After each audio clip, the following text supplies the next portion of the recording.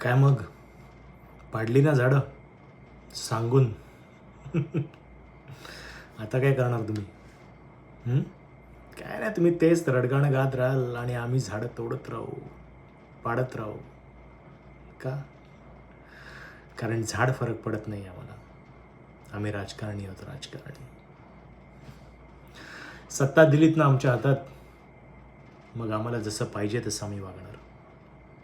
आता 5-5 वर्षांनी यायचं तुम्ही तुमचं रडगाणं घेऊन. तुमच्या मताला मान फक्त मतदानाच्या दिवशी. बाकी झाड फरक पडत नाही आम्हाला. आम्ही राजकारणी आहोत, राजकारणी. 1800 झाडं पाडणार म्हटल्यावर काय तो उच्छाद. 2 दिवस नखरे कराल, मग लागाल आपल्या कामाला.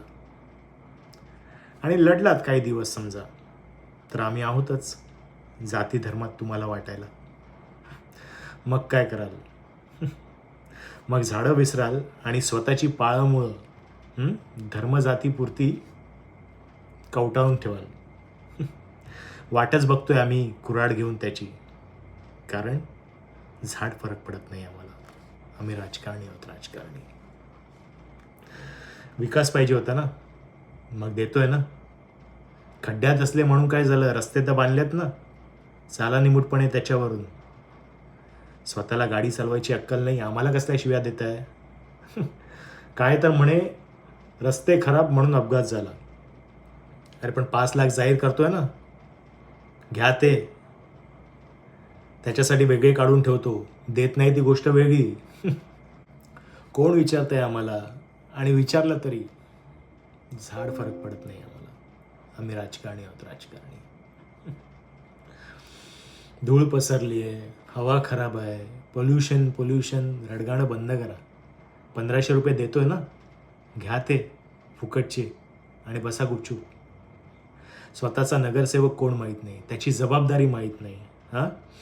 पैसे देऊन इंटरनेट न चालल्यामुळे नेटवर्क बदलणारे तुम्ही आम्हाला मात्र वर्षानुवर्षे निवडून देत आहे आणि आम्ही त्याचाच फायदा उचलतोय. पाय पुसण्यासारखं वापरतोय तुम्हाला, पाय पुसण्यासारखं. का? कारण झाड फरक पडत नाही आम्हाला. आम्ही राजकारणी आहोत, राजकारणी.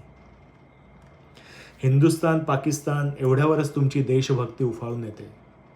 स्टेटसला तिरंगा लावला की एका क्रांतीवीरासारखी छाती पुढे येते तुमची.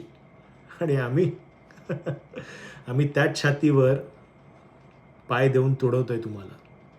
कारण झाड फरक पडत नाही आम्हाला. आम्ही राजकारणी आहोत, राजकारणी.